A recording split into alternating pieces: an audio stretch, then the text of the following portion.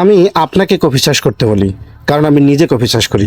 আমি আপনাকে coffee processing ও মার্কেটিংয়ের কথা বলি কারণ গত 10 বছর ধরে আমি নিজ হাতে কফি বিন উৎপাদন, প্রসেসিং এবং বাজারজাত করে আসছি। আর সবচেয়ে মজার বিষয় হলো আমাদের কফি বাগানের সাথেই কফি টেস্ট করার ব্যবস্থা রয়েছে।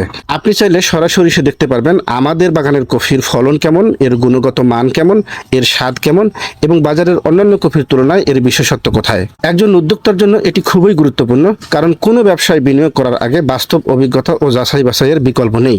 শুধু তাই নয়, আমাদের নিজেদের বাগানের উৎপাদিত কফি আমরা প্রসেসিং, রোস্টিং এবং ব্র্যান্ডিং করে কাপে পরিবেশন করি, অর্থাৎ ফার্ম টু কাপ, ফার্ম থেকে সরাসরি কাপে।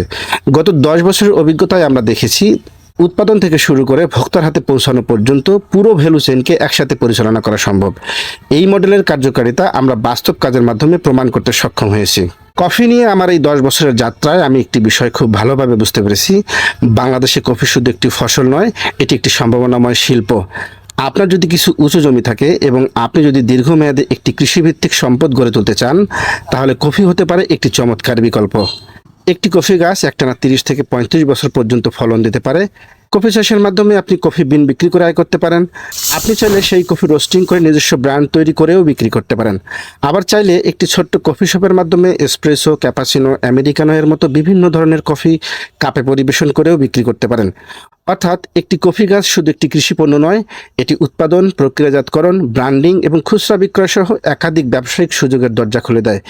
আজ একটি কফি গাছ লাগানো মানে শুধু একটি কফি চারা রোপণ করা নয়, এটি হতে পারে ভবিষ্যতের একটি দীর্ঘমেয়াদী সম্পদ, একটি পারিবারিক ব্যবসা এবং আগামী প্রজন্মের জন্য নতুন সম্ভাবনার ভিত্তি।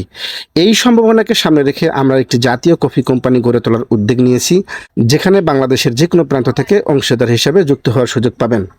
আপনি যদি এই যাত্রার অংশ হতে আগ্রহী হন তাহলে বিস্তারিত তথ্যের জন্য স্ক্রিনে দেওয়া নম্বরে অথবা ইনবক্সে যোগাযোগ করতে পারেন। ধন্যবাদ সবাইকে। আসসালামু আলাইকুম।